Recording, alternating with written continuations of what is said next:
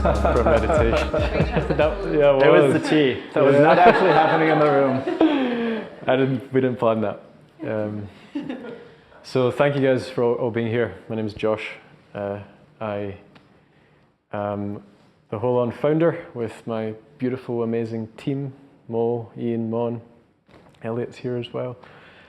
And we're really excited about tonight. So for some context, how Michael and I got involved, I studied under Michael at Harvard a few years ago, and we had a very good connection that didn't end after our time together. We've been really close ever since, and it's the second time in Scotland. And so it's an honor to have someone of his caliber, integrity, speaking here at Holon tonight. And we're just gonna have this as a very free-flowing chat. Don't know what you want to talk about, but we're gonna talk about something like Michael's research, talk about sleep, and anything else that might come up. So yeah, I'll go ahead and flip the script a little bit, because as Josh said, he took my class. The title was Neurospirituality. It was a graduate course at Harvard, and the first time that he raised his hand and asked a question, and I heard this like, "What do you think about that?" You know, and I was like, my guy. My last name is Ferguson, and so like I very much consider Scotland, you know, the fatherland. I've done family history research. These guys have heard me talk about it. Found out, you know, it was my 5th great grandfather who was born and christened in Paisley. He's the one that migrated to America. And so, you know, having like a real Scotsman in the class was like definitely something that it was like, you know, bee to honey, fly to honey. I don't know, pick your metaphor there.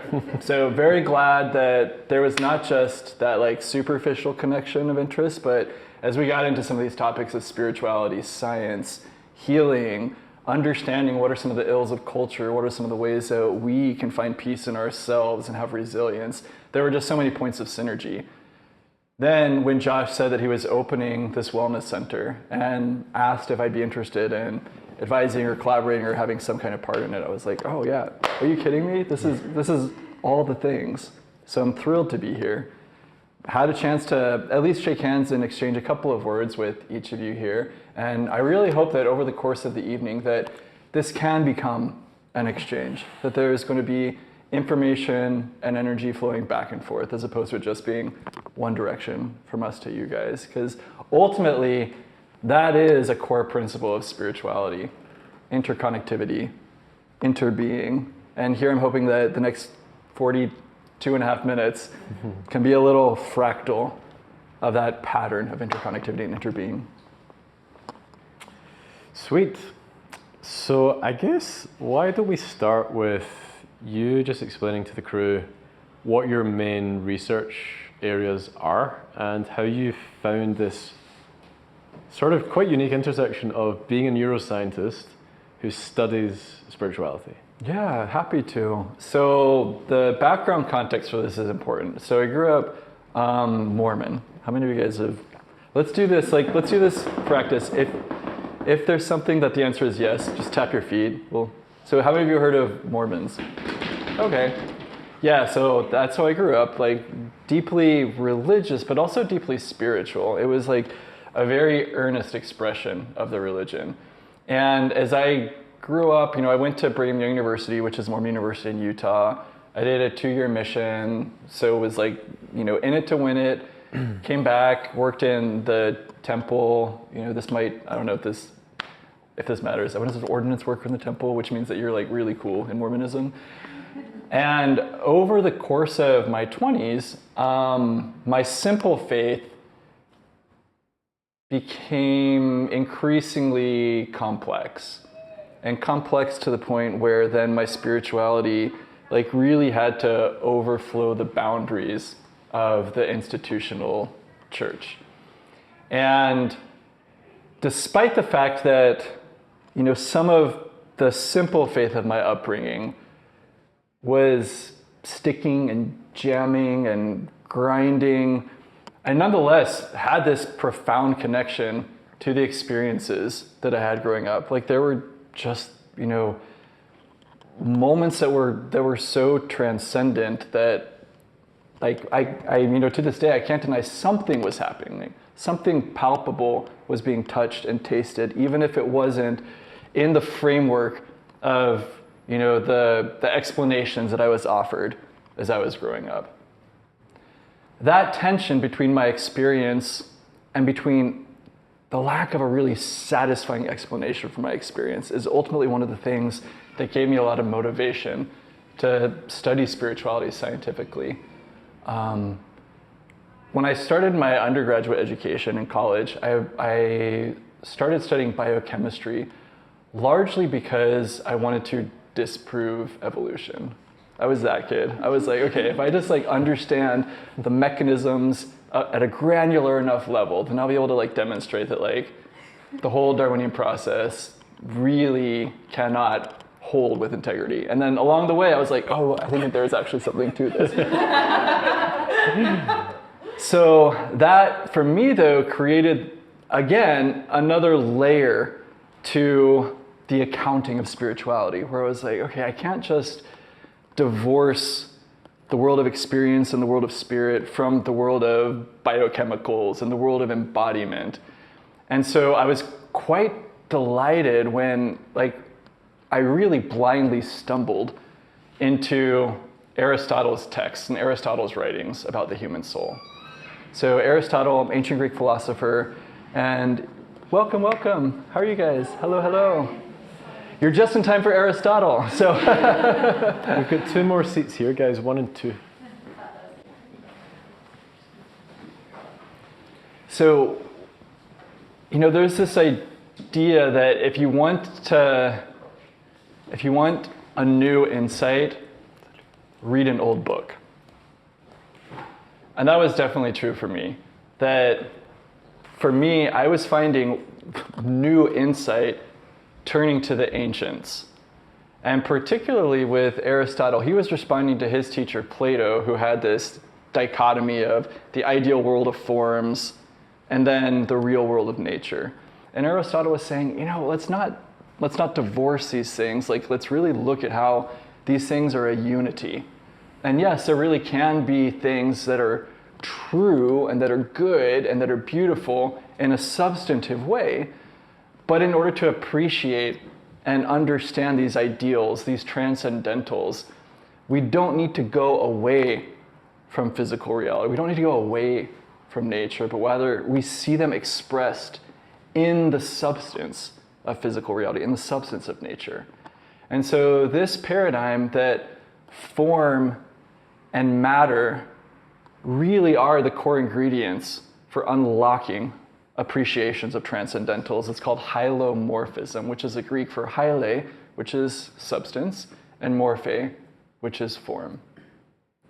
For me, this hylomorphic perspective was one that resolved a lot of the tensions that I had been encountering with regard to how can I both be a scientist and a spiritual person.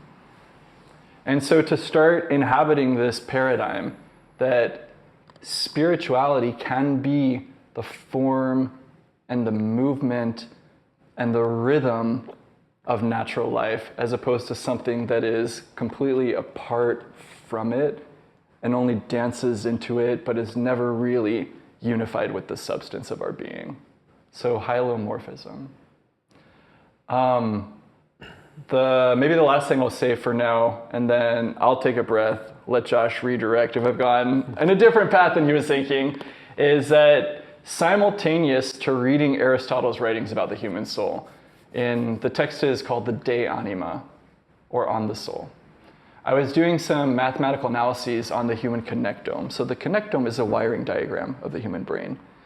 And I was doing data-driven work in contrast to theory-driven work. So I was just looking at what are the patterns, what are the mathematical decompositions that explain those patterns. I wasn't going in with any type of theory or hypothesis that I was trying to impose onto the data.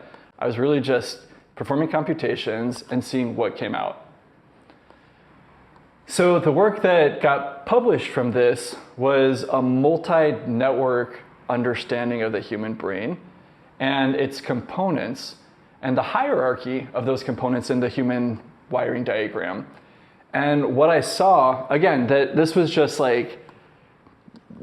chance, if you believe in such a thing, is that I was reading the De Anima, I was decomposing the human connectome, and I was observing that it was point for point for point the same schematic understanding of the human, but just phrased in different terms and in different concepts. So Aristotle is talking about the sensitive faculties that give rise to the imaginative faculties that support the intellective faculties, and he's got this really nice functional hierarchy.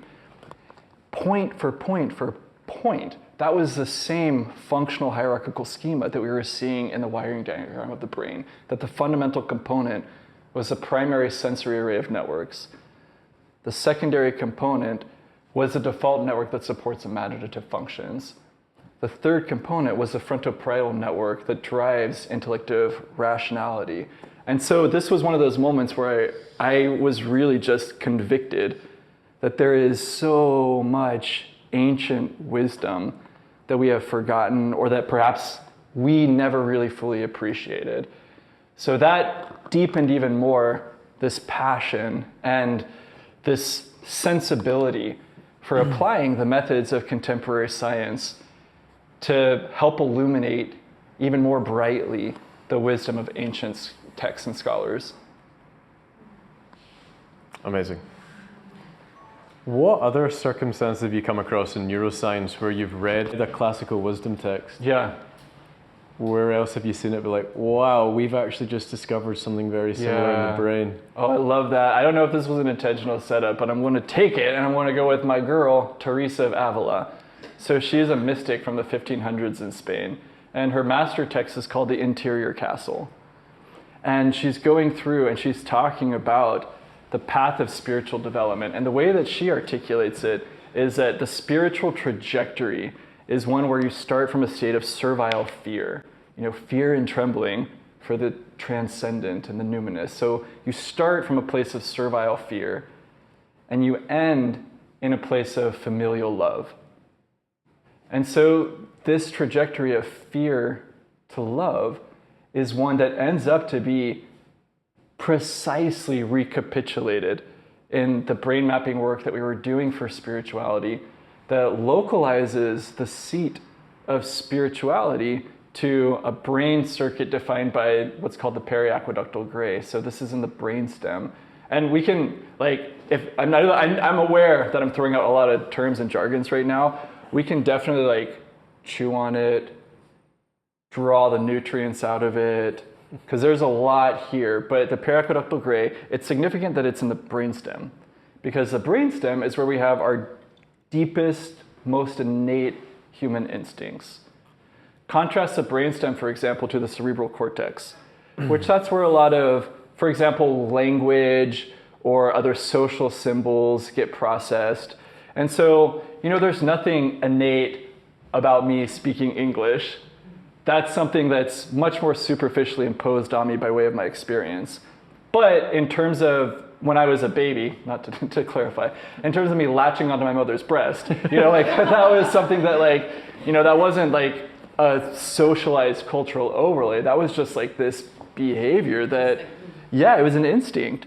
And so that's where the seat of spirituality is, according to the work that we've been doing, and that has been published in the most reputable peer-reviewed journals, is that it's localizable to these brainstem regions. Okay, so the last sequence that I'll do on this is that the periaqueductal gray specifically, it's really a paradoxical region of the brainstem, because on the one hand, we know that it's responsible for driving fear conditioning. At the same time, we know from both non-human animal studies as well as human studies that it's responsible for compassion, altruism, and parenting instincts. So for example, there was a patient of one of my colleagues in neurology who she came in and her chief complaint was that she no longer felt love for her children. Imagine that. Imagine that you wake up one day and just 24 hours ago, I had all of this oozing, warm love for my children, and one day, I don't feel it anymore. So they did a brain scan, and they saw that she had a brain lesion. She had a small stroke. And guess what area of the brain that stroke knocked out? the periaqueductal gray. So we know through a lot of different sources that the periaqueductal gray really drives these types of deep-seated loving emotions and behavioral patterns. And it's also responsible for fear conditioning, which to me is very, very convergent with Teresa's perspective that there's a through line between fear and love that we call spirituality, or that we call spiritual development.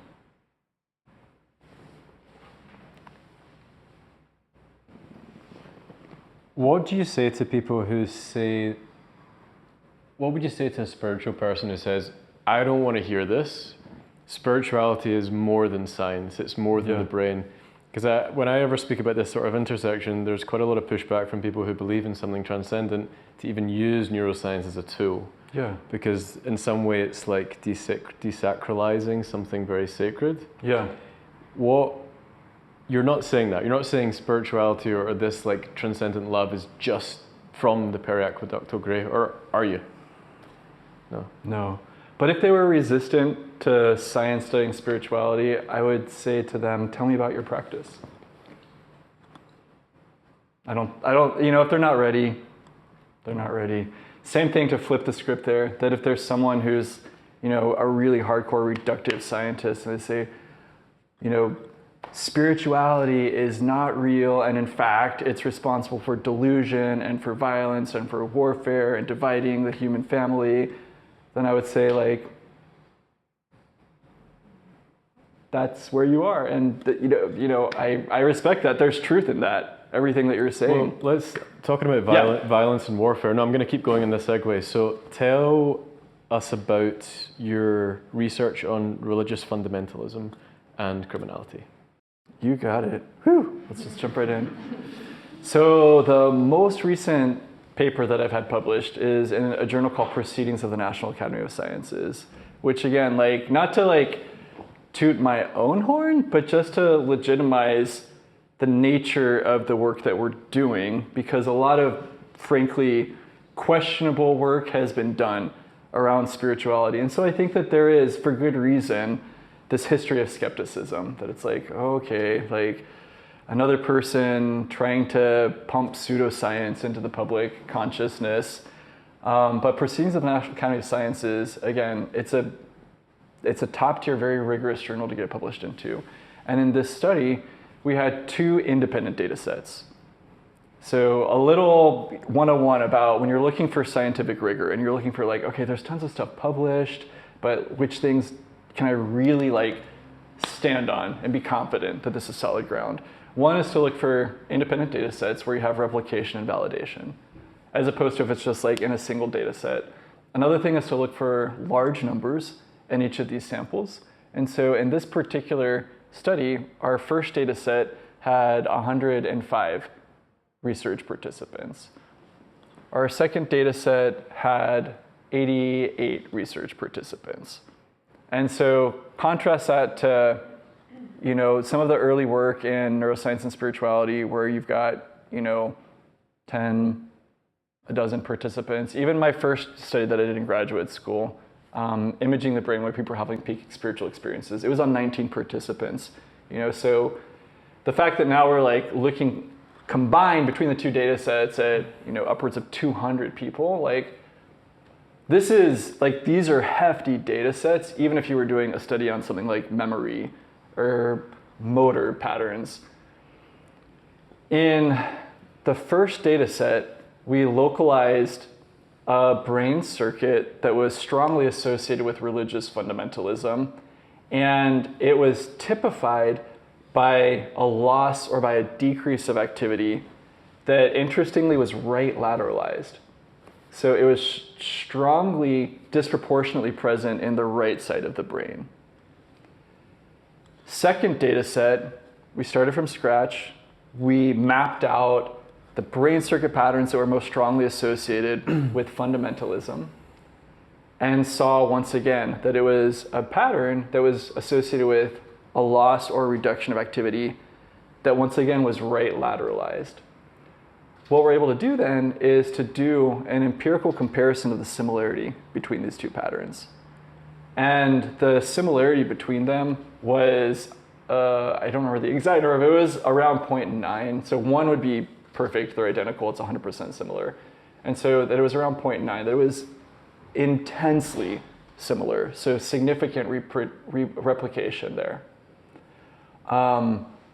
What we did with this circuit then was to start comparing its similarity to a library of brain circuits that we have in our center at Harvard Medical School. So I'm on faculty at Harvard Medical School, so I've got access to lots of really otherwise rare data.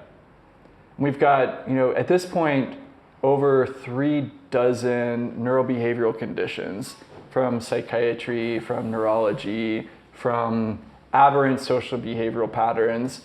And what I can do is screen this brain circuit for religious fundamentalism across these dozens of brain circuits for delusions, for criminal behavior, for depression, for tremor and motor disorders, for everything we've got in our library. And again, this was a data-driven analysis. I was not imposing any type of theory or hypothesis onto the outcomes here. The number one match was with a clinical condition called confabulation. So confabulation is where the person is just fluently saying things that are patently not true, but they have no insight that what they're saying isn't true. So if Josh was asking me like, oh, how was your time before you came here? And I was like, oh, it was great. I was hanging out on the strip with some Vegas showgirls, and then we were having cocktails. And he'd be like, I don't think this is really what you were doing. But I would not be lying to him. My brain would just be inventing these stories for which I had no insight, did not accord with reality. So, very provocative. I'll let you make the inferences and the connections there about what the implications could be for fundamentalism and confabulation to have the strongest pattern match in the brain. The second strongest pattern match was with brain networks that are associated with criminal behavior, and in particular with violent criminal behavior, so things like homicide and rape. So that we have the top two brain circuit matches for our fundamentalism circuit, with confabulation, where you lose your sense of truth, and violent crime, where you're acting in a way that's devoid of what we could just, for simplicity, call goodness. Philosophically is quite provocative. Again, let's circle back to these, these great transcendentals of classic philosophy, of the good, the true, that if fundamentalism at the level of the brain is associated with the severing of one's lived connection with the true and the good, it's like, oh, okay, this commentary is sort of writing itself. I like to do this apologetically and look around the room. But that wasn't the same for more mystically oriented brains, correct? That's right. And this is what's wild. So this is the work that we're doing right now. We've been working on this one for a long time just because we really want to be scrupulously careful that we're getting the story right. And so we identify a brain circuit pattern that's most strongly associated with mystical experiences. And we can unpack what we mean by that, because there's a wide diversity of phenomena that people may refer to as mystical experiences. We actually have a pretty tight, classically philosophical sense of what we mean by that again, we can get deeply into. The take-home message, though, is that the brain pattern for mystical experiences, it's almost a perfect inversion of the brain circuit pattern for fundamentalism. And then when we do, once again, our brain network analysis, the strongest match for mysticism was with brain circuits that are associated with a clinical condition called blind sight. So blind sight is where an individual has no visual awareness, but actually does have correct spatial knowledge. So the part of their brain that is processing the awareness of visual input is not active. But even though they're not aware of it, the brain actually is receiving information and constructing it into accurate conceptual content. So blind sight is a condition of knowing without knowing how you know. So knowing without knowing how how you know.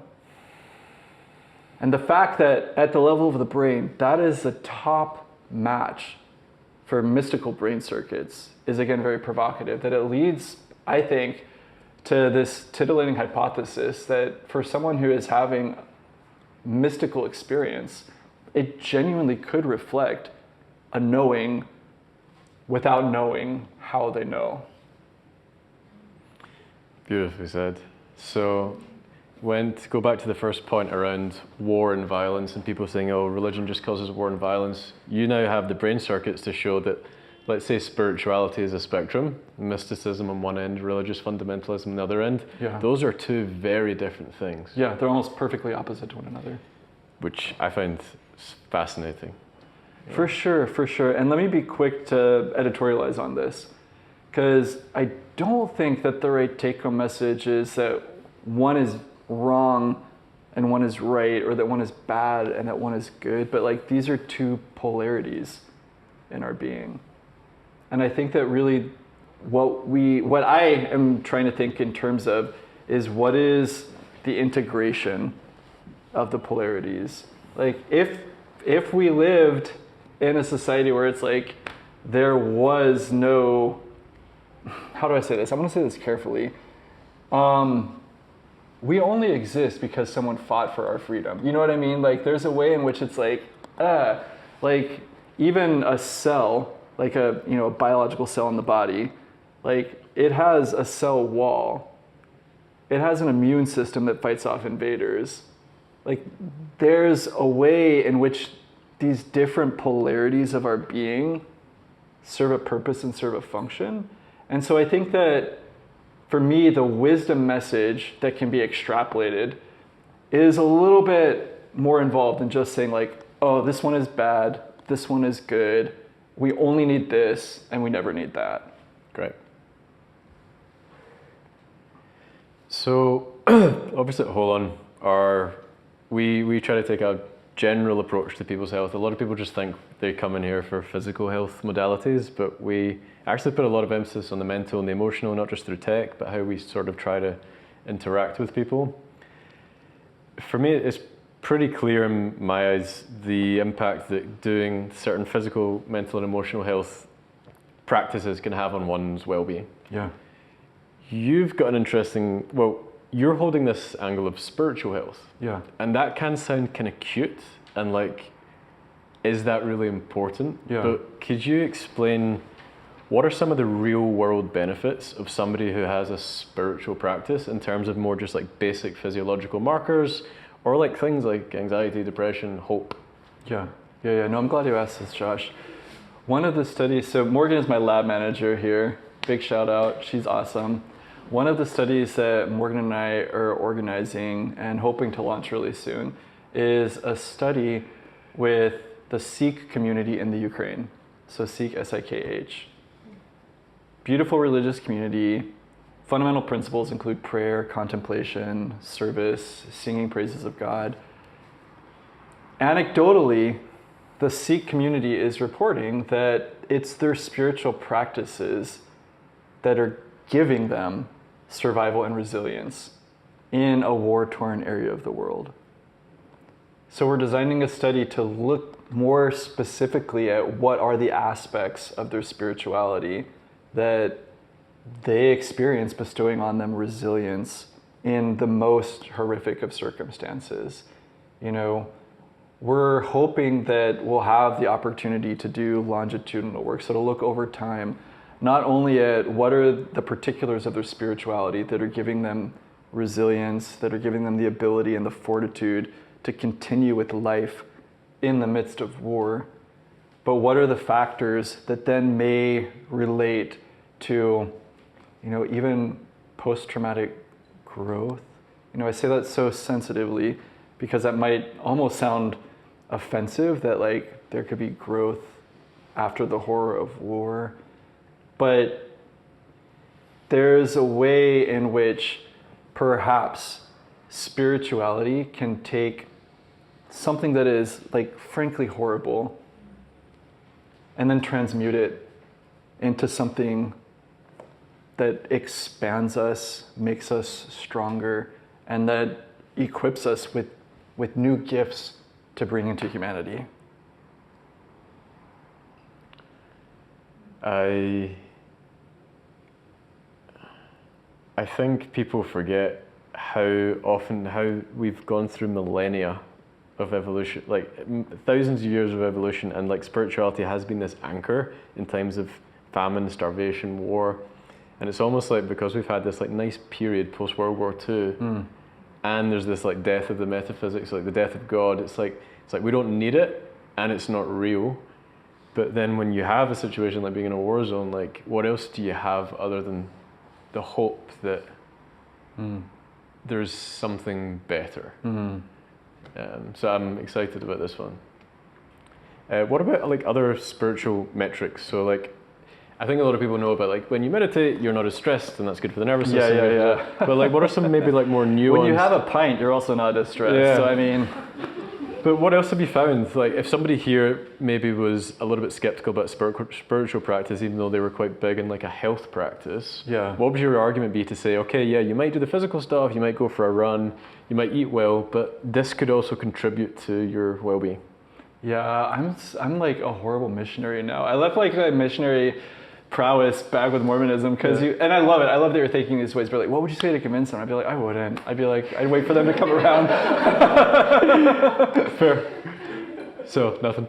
I'm speaking more in terms of the literature. Yeah. Like, what effect, other than like these sort of more like fringe cases like the Ukraine situation, what effect can spiritual practice have in the day-to-day lives of an individual biologically? Yeah, no, good question. And I think, and I'm not trying to be coy here, but I think that a lot of that like is yet to be characterized. You know, I can tell you what I predict. Okay.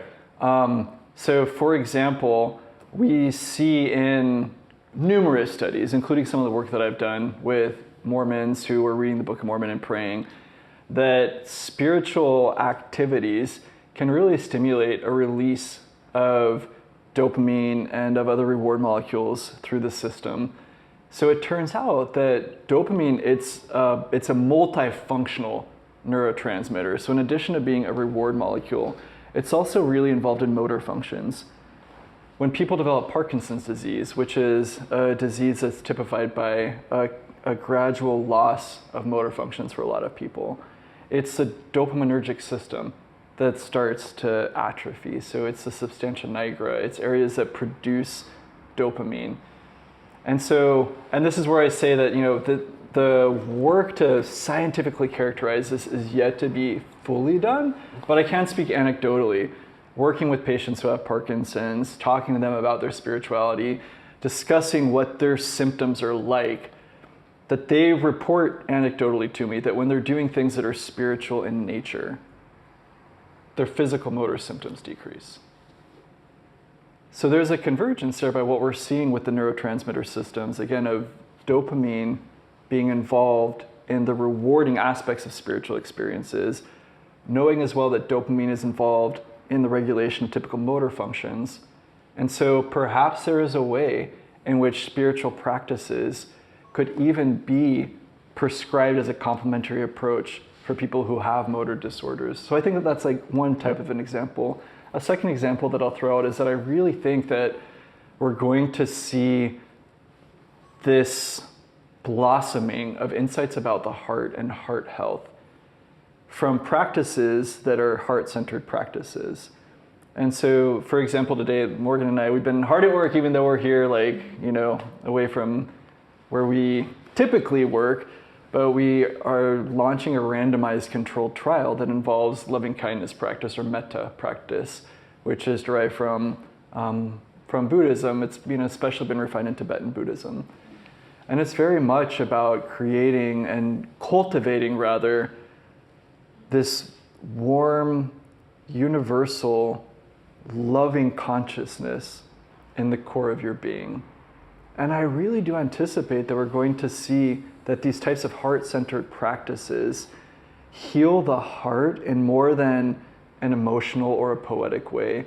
But like, I really do anticipate that we're going to see, oh my gosh, there's a regeneration of cardiac tissue when people are doing heart-centered practices. Again, I want to be super clear. We're not there yet. I'm not saying, oh, you don't need to go to a cardiologist. You just need to do loving kindness meditations. I'm not saying that.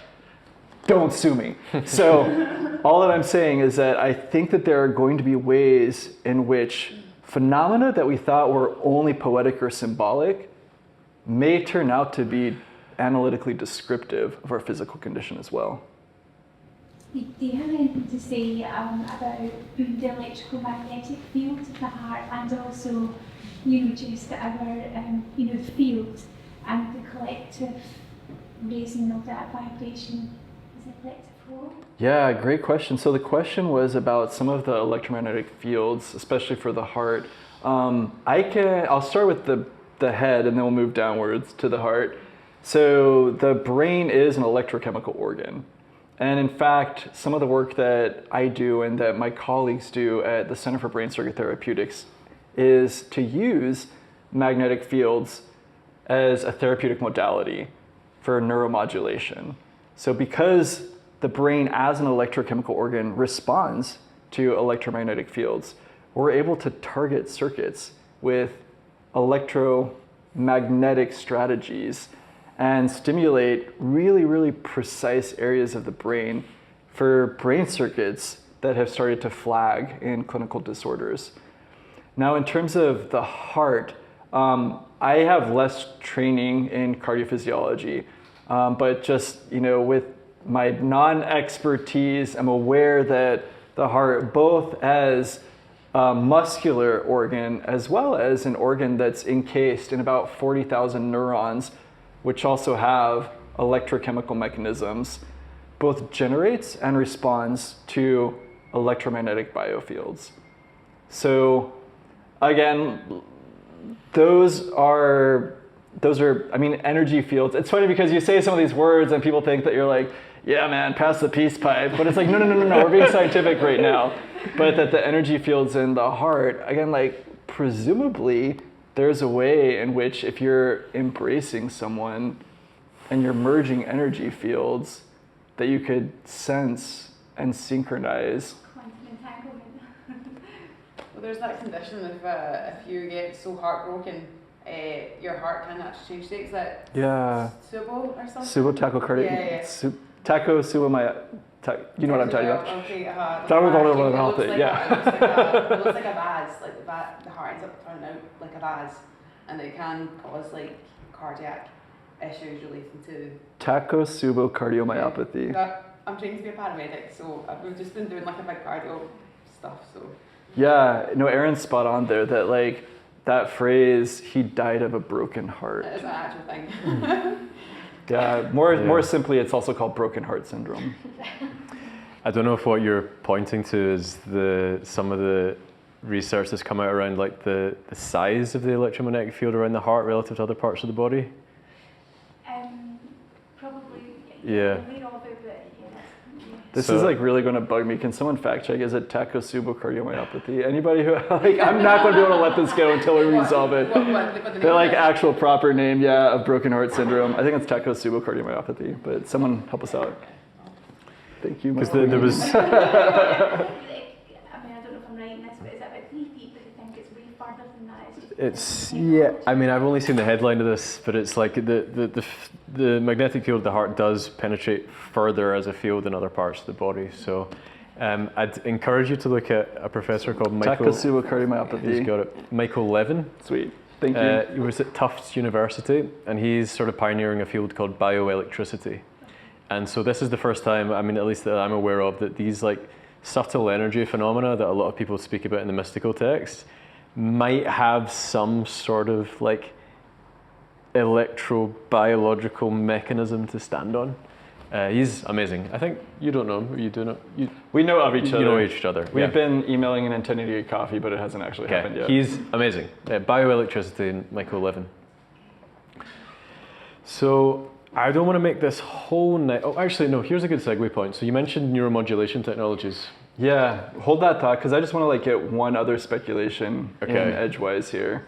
That it's let's just imagine that if someone is really trained in a heartfulness practice, such that they've got a particular electromagnetic frequency pattern that they're emanating, and that you're in the field of that person's energy space, and that you're able to sense it. Like, could there be this entrainment that comes from someone who has this peacefulness that's abiding in them that then could become a heart-to-heart contagion?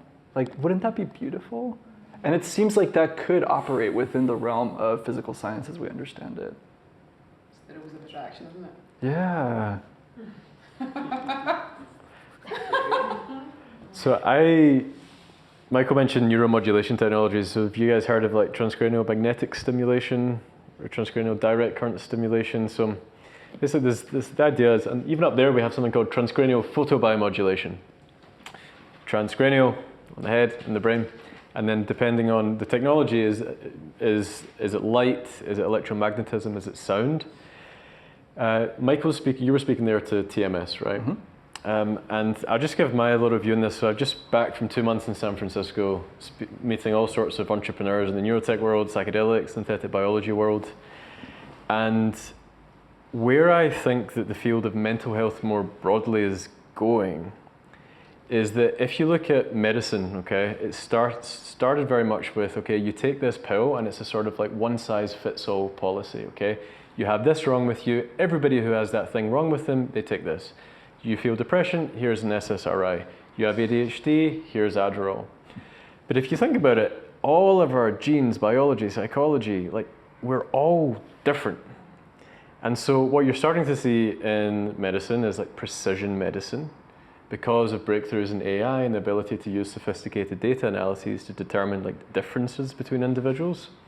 But you're also seeing like something like precision psychiatry, where you can like go quite far into someone's like individuality and sort of like precisely give them either a dose of a medicine, a type of medicine, or a certain technology intervention. And so this is all happening in precision medicine, precision psychiatry. I think the future of mental health is going to be something along these lines, but I'm going to speculate even a wee bit further. Yeah. Which is that we're going to have something like precision spiritual unfolding. And what I mean by that is, at the moment, if you have a spiritual practice, you have a Vipassana practice or a yoga practice, a lot of the times when you have breakthroughs, it's kind of just luck, or it's kind of like you so happen to find a good teacher. But what might happen is that we could understand, okay, what is somebody's like ultimate developmental trajectory towards peace, towards wholeness, towards wholeness, and then sort of begin to individualize and tailor practices given their genes, their physiology, their psychology.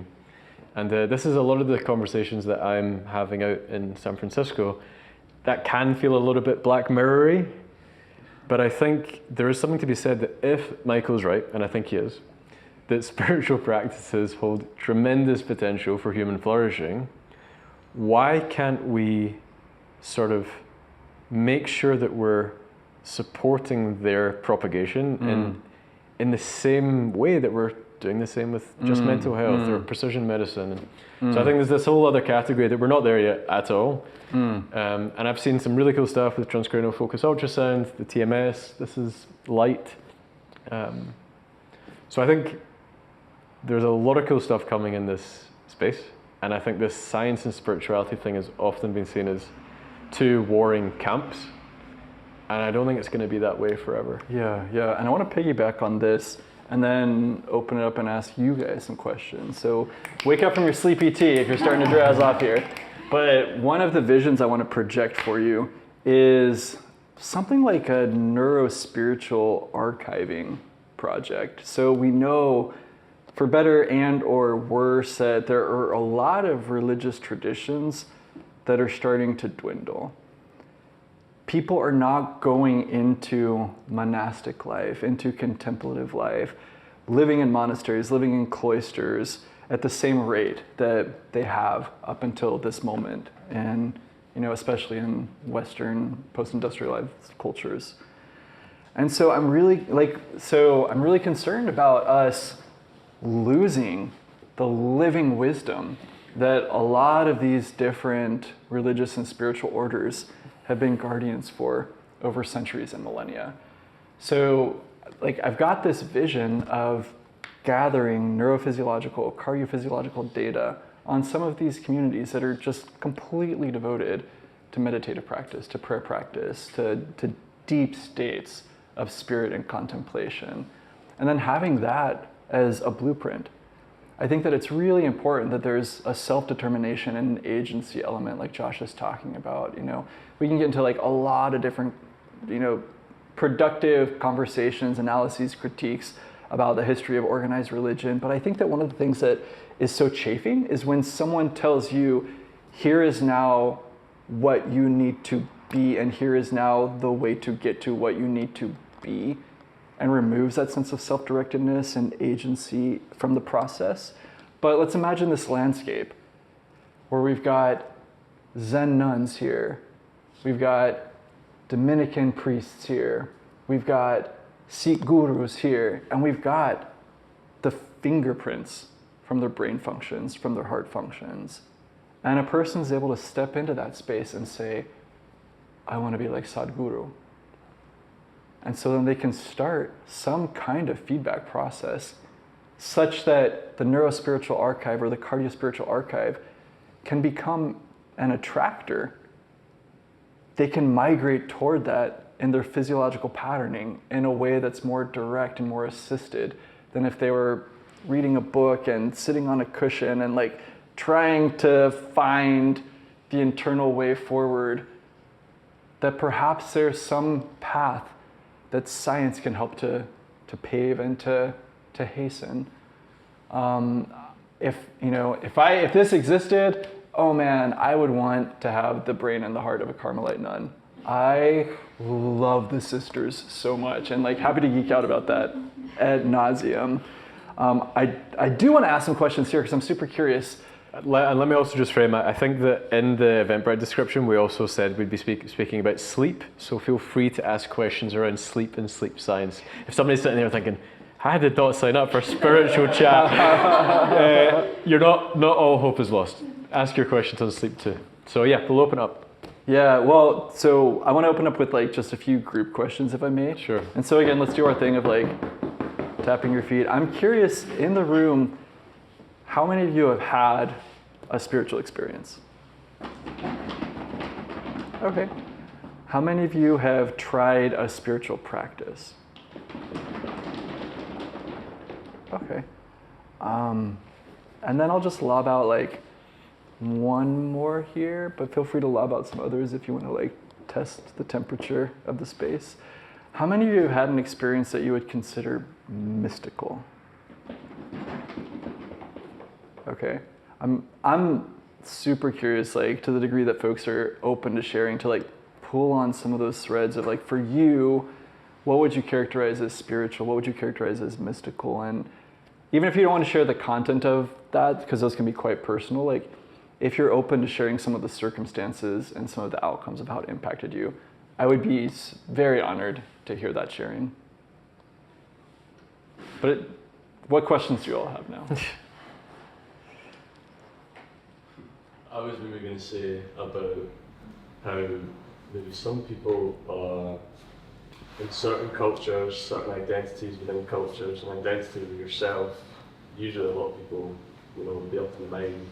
And how, if you think about, or how you talked of a spiritual awakening or a spiritual experience really comes from within, something that's not in the mind and like the consciousness, but all, obviously, they all interlink. But certainly when you're in a spiritual practice, it's almost like the identity you have, you're like a lens back. So things become seen and felt differently if it's who you felt.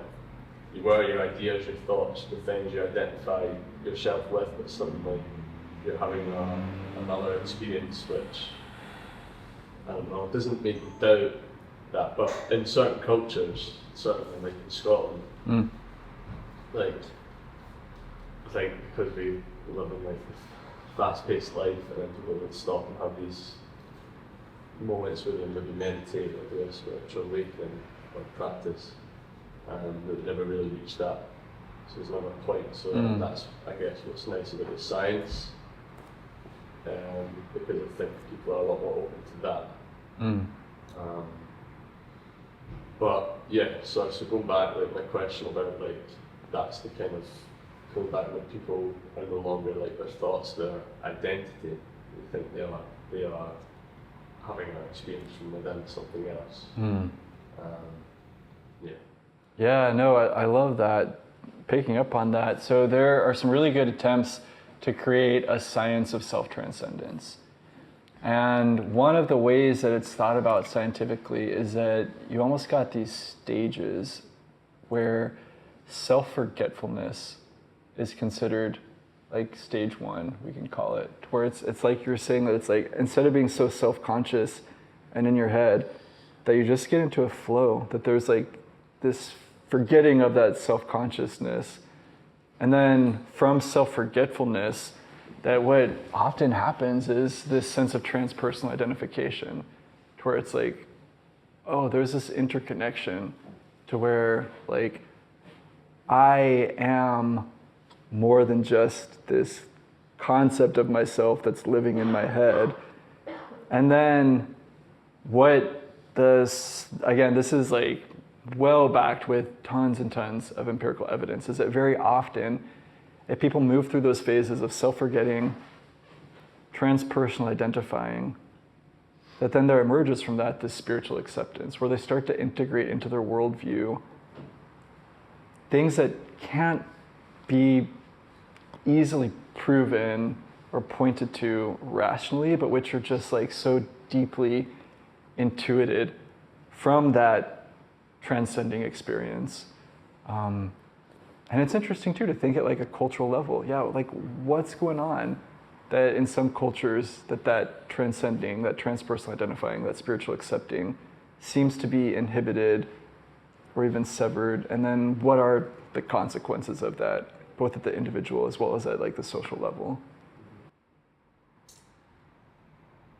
Yeah, I think that's where I was trying to go with like, we all live up here on a certain idea of ourselves, and then suddenly if you have like a spiritual experience, you're then kind of opening up to like a whole other thing, which is the non-spiritual journey, people call it. So you kind of start. But I was interested as well about what you said, that people, how did you say that it comes from a place of, did you say, like suffering and fear? Just leading to that. Would you be able to talk about that? Yeah, for sure. So two different levels to this. One at the level of, classic mystical texts. So again, like the kind of path that I feel like most like kinship with is this path from, Teresa of Avila, her mystical writings. And like she makes it in no uncertain terms clear that like once you have this awakening, like a natural response can be fear, where it's like there's something in control bigger than me and I'm not in the driver's seat as firmly as I thought that I was, and that can be like a really scary thing. And then from there, having a destination where, again, in some places, like maybe we just have to like trust that that's an endpoint, because until you get there, or at least until you like have a foretaste of it, it's hard to really feel like I can be just in this state of love and familiarity and of kinship with like whatever is bigger or whatever is beyond me. So that's kind of at like the level of mystical classical description. But then at the level of like even neuroscience and evolutionary biology, the fact that like we're seeing in human studies and non-human studies that it's this same deep brain region that is involved in fear conditioning, that's involved like in mediating like these fear responses. It's that same region that then is also involved in mediating maternal love and mediating compassion. And I think that this is actually like a really like big and important scientific question about why, like what is it about the relationship between fear and love that caused evolution to package them together, not only in the same area of the brain, but in the same area of the brain that's so deep in our instinctual systems as mammals. Yeah, that's really interesting. Yeah.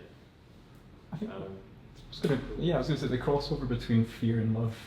If we think about like a Hollywood movie where there's a couple and all of a sudden there is this episode of tragedy, whether that's, I don't know, whatever you see in Hollywood these days, right? But within the storyline, the couple somehow are able to nurture their relationship throughout, but at the same time they're navigating the element of fear behind whatever the plot is. But at the end of the story, they get married, they're a happy couple, kids, whatever else may be. But how do they stay on that trajectory to have that healthy relationship throughout, everything that's going on in front of them or around them? Not to be specific on what the actual plot is, but I think it's the crossover between fear and love, which is really interesting. Yeah, I'm like thinking of specific Hollywood movies now. I'm like, ooh, what can I use for my teaching here? Yeah, I appreciate that. But there is something there that, the degree to which, like, I don't know, maybe it has to do with value. Maybe it has to do with like, okay, once you recognize something as valuable, that like, you fear what could happen if you lose it. And I'm riffing now, but like, and so then that value proposition, like, at first, it's a fear of losing whatever is valuable, but then it becomes a deepening and a cherishing of the thing that's valuable. I don't know. There's something here. I like where you're going with that. It's Roy, right? Robbie. Okay. Rob Roy, sorry. Okay. Rob Roy. Yeah. I'll take it. There you go.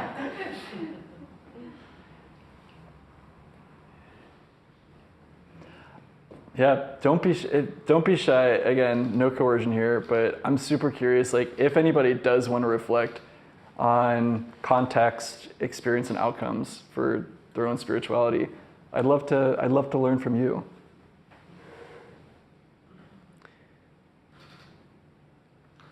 I would maybe say, and this might be like a very simple question to ask Michael, but like, we all leave this like lovely event and we go outside. We're like, oh, that was a really interesting talk about spirituality and I've learned this and I've learned that. But how, because now we're saying that obviously through years of evolution, spirituality has been a very important part of our evolution. And now we've kind of lost it, but not really. But then we're also approaching like a technological revolution and like a full circle where we come back because of like the research that we do. But how do you like just go out now and approach spirituality and like what is it, a crazy point in the modern world? Yeah, super good question. Do I need to repeat the question, or is like the mic able to pick it up? Repeat it? No? Okay. Cut that part out. So, so two things that come to mind, Elliot. One is becoming aware of where beauty strikes you. And the second is becoming aware of awe. And so noting, even like, not to make it so formulaic as like every day write down 3 things that you found beautiful, but like maybe at the end of the day, like just like note, what were 3 things today that like, that grabbed me with their beauty? Or, awe, I think maybe is an emotion we don't experience with the same frequency as beauty, but like maybe, at least on a weekly basis, like note, like what filled me with a sense of awe or wonder or reverence this week. And then, be kind of like a spiritual bloodhound. Like once you pick up the scent of beauty and awe, pursue it. Interesting. I love that. I'll expect a proper report next year when I come back. Yeah. Okay. And also, guys, feel free to ask questions on like broader, like I said, sleep, mental health. Like, yeah, you don't have to stick to the spirit stuff. Just like you were saying about the Sikh community. Yeah. See, it's quite similar with the Thai boys that were stuck in the cave. They were obviously practicing Buddhism, and the coach like looked after like it was like 13 or 14 like kids, and I think they were stuck in there for was it 14 days or something, 15 days with no food or water. Whoa. And they managed to like meditate the full way. I don't think they would have been able to do that because they managed to obviously slow everything down. Wow. Slow mind, probably the metabolic rate of like your body and everything just by like practicing Buddhism. So probably is similar. That's amazing. I'll send you such a really good movie. Yeah, please do. They like re-dramatized it, but like everything is. They did get the kids out and stuff, but they were going to flood and die. It was like wow. dramatic, but does everyone know what I'm talking about? Yes, Remember? yeah. How do you all know this? It was like massive on the news here. Okay. But the coach, he like was. I think that he was the only one that got them through all that. Wow. I think they were like absolutely starving by the end of it, but I think they actually just meditated the full time. They slowed down everything, slowed down your heart rate, everything metabolically probably to be able to get through that. That's fascinating. Last day without food, imagine doing like. Yeah, right. Wow. Thank you for sharing that. I'll check that out. They made a film about it on Netflix. Yeah, I'll send you links to it. Okay. Oh gosh, I'm not sure what it's called, but it's on Netflix. Yeah. Mm. It's Mm. Off the back of that, I'm going Yeah. to ask a question for just a second. If that worked and that saved their life, Yeah. the meditation and the slowing of the heart rate and the influence that the spiritual can have on the physical, then really there can't really be a debate whether or not it's real or not, right? Because it's real for them and it worked for them. Kind of like what we were talking about earlier with the placebo effect. There isn't really no such thing. It's just either healing or suffering. Yeah. Is that fair to say? Yeah, for sure. And I mean, I think that with the first study that I did on Mormons who were having spiritual experiences, that like the biggest take-home message for me was just that like we can look at the brain and see that something is physically happening when people say that they're having a spiritual experience. Because I think that it is really easy for us to just become cynical and be like, dude, stop making things up.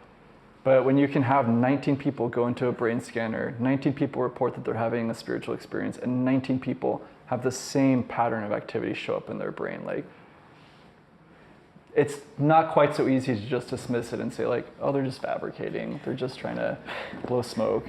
I talk more about this study in my TEDx talk, This Is Your Brain on God. If you go to YouTube, type in This Is Your Brain on God, it'll pop up.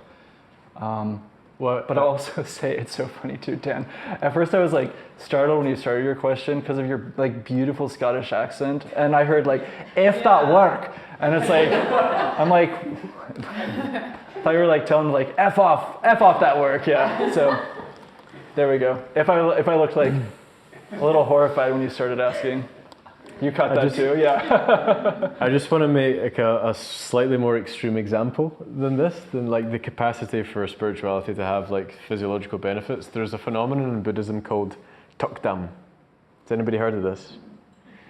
I would highly recommend you go watch the intro to the documentary when you go home tonight. It is a phenomenon that was studied, that was spoken about in Buddhist texts, that shows that the body maintains some of its physical features after death. If the person who dies dies in meditation. What? Scientists dismiss this forever, but then they actually got to get one on camera. And there's a documentary dedicated to this with a bunch of American academics called Tukdam, Tukdam. So the fact is, if meditation can have that effect after you're dead, just like the form and the fact, like the body has passed on, but like the skin doesn't go, you know, all these things that are expected to go away after death actually stay online for several days after. Whoa. There's something here that isn't just make believe. Are you familiar with the tradition of incorruptibles? I've heard the term, but I don't know Yeah, the so this tradition. is from like, and it's just like both within Eastern Orthodox Christianity as well as within Western Roman Catholic Christianity. There's this tradition that if someone is a saint, that their body doesn't deteriorate after death. It's Yeah. very similar then. Yeah. Yeah.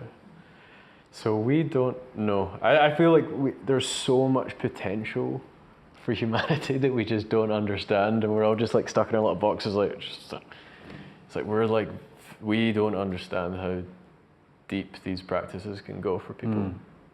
Are we meant to understand? Yeah, do we have to understand? You know, I sometimes catch myself watching documentaries about space, and then you look at it from the bigger picture. You know, why are we here? Why are we having conversations like the ones we're having? We're all very interested in these types of conversations, but what's the end game of humanity, and what does the research lead to eventually? So I think it's finding the fundamentals in what we're doing and how we're getting there, but what's the end game? I have a very simple answer to that. As it relates to these practices, it's the reduction of human suffering. Like, Buddhism is a philosophy built on these Four Noble Truths: we suffer, here's why we suffer, etc. These guys and gals from 2,000 years ago worked out that there are certain practices that we can do to drastically reduce mental and emotional suffering. And I think science can now say, okay, we can now use our latest tools to actually support that process. That would be my answer to this. Yeah. And I think that's a worthwhile goal. Absolutely. I would agree with that. And And means but. Yes. You can see it in the face. Yes, and I will tell this concept through the form of the goddess Kakini, who is a goddess of the heart chakra. And she has 4 different items that she carries with her. The first is a lasso. The second is a skull. The third is a trident. And the fourth is a drum. So the lasso represents the reining in of the passions. The skull represents the death of attachments. The trident represents the transmutation of negative energies. And so I would say that those first 3 completely are in line with this spiritual imperative and possibility for the reduction of suffering. The fourth, though, the drum, is a symbol that there is a natural harmony and dance in life. And that when we find that rhythm and begin dancing with it, there is a union and an ecstasy that is our real potential outcome. Top that. Death drop. I'll give you the drum, bro. I'll give you the drum. Quick time check, guys. We get 5 minutes left. Any burning questions? About sleep. Sleep. Yeah. I feel like I have enough time to discuss my sleep habits.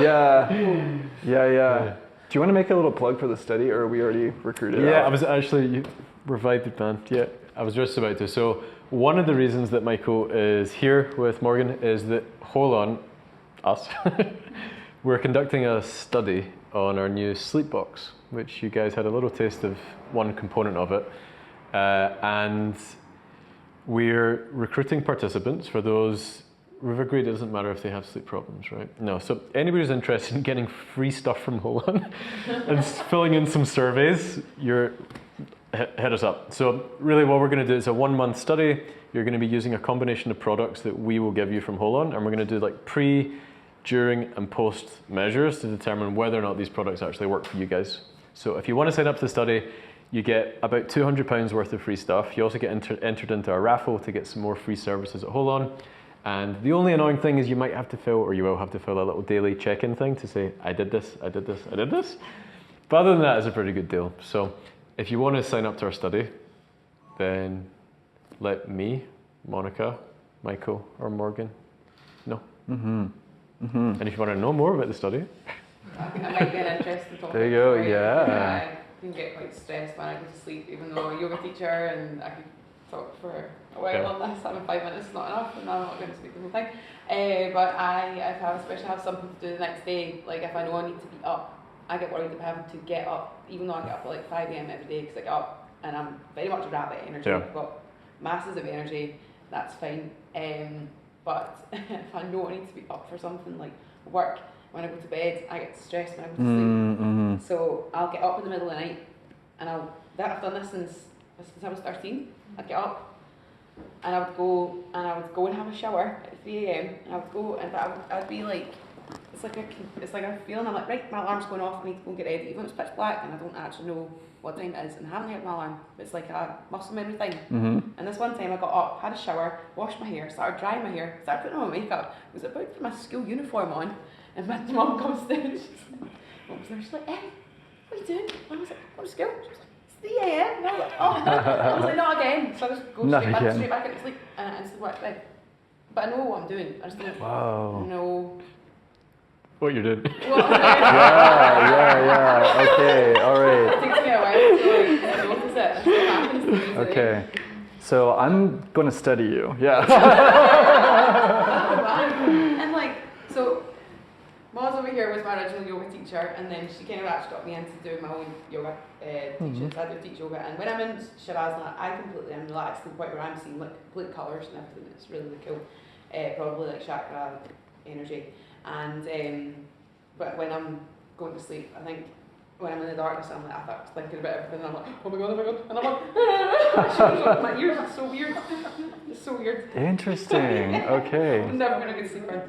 Yeah. I feel like days. Well, so that's interesting too, because there's a couple of different issues that can come up with sleep. Like for some people, it's difficulty falling asleep. Yeah. For others, it's difficulty staying asleep. For other people, it's that they don't have difficulty falling asleep or staying asleep, but their brain is not actually completing the full sleep cycle. And so they've got this permanent drive to sleep because their brain is just on an incomplete loop trying to make that full cycle happen. Yeah, so we've got a whole range of different sleep disorders. Some of the work that I'm doing right now, it's testing the hypothesis that for this range of different types of sleep disorders, that perhaps there is a common core brain circuit that's a generalized sleep regulation circuit. And we are looking in 119 different patients who have severe sleep disorders of a variety of different types. And we have found like strong signal that it's like, oh wow, there is a common core sleep regulation circuit in the brain. It's exciting for a number of reasons, because once you identify a circuit that's associated with symptoms, now you can begin to strategize different ways to modulate and to treat that circuit. It still is an open question for us, and this is going to be some of the next rounds of our research studies, as to why is it that, okay, if it's the same common core sleep regulation circuit that's disordered, why is it that for someone it could be dressing in their school uniform at 3 a.m.? Why is it that for another person it can be that like they're always trying to fall asleep but never completing a sleep pattern? And so it's probably going to be this thing where you've got kind of like, you know, your central foundation for dysregulated sleep, and then other add-ons that are specifying the particular expression of that dysregulated sleep. It's pretty wild too when you think about it. If there were, let's just say that there were a pill, and it was advertised with strong scientific backing that this pill would make your skin fresher, it would reduce the bags under your eyes, it would make you have more productivity at work, it would reverse your aging. It would, I mean, you can go down, it would make you lose weight. Like, it would, like, all kinds of things. Like, it would, like, enhance muscle growth. Like, pick your desired outcome. This pill could probably do it. That would be the hottest item on the market. And it's like, guess what? That's what good sleep does. But I really think that there's at least two paradigm shifts that we need to lean into. And we talked a little about this. One is that taking care of yourself, such as like, I'm really going to take care of my quality sleep. You're not being selfish. You're being responsible. A second thing is that by saying, I'm really going to prioritize my sleep, you're not being lazy. You're being wise. I really think that sleep is such an underrated healing agent. That's, we know that it's involved with memory consolidation. So at Harvard, like numerous times, I will be leaving for work in the morning. So context for this is that I'm faculty in residence, which means that I live in the same building with 40 undergraduate students. I advise them academically. I give them some mentoring. I bake them cookies when they're sad. But there's been multiple times where I'll be leaving for work in the morning and I'll see students very beleaguered coming back to the dorm. And I'm like, what are you doing? I'm like, I just left the library. And I'm like,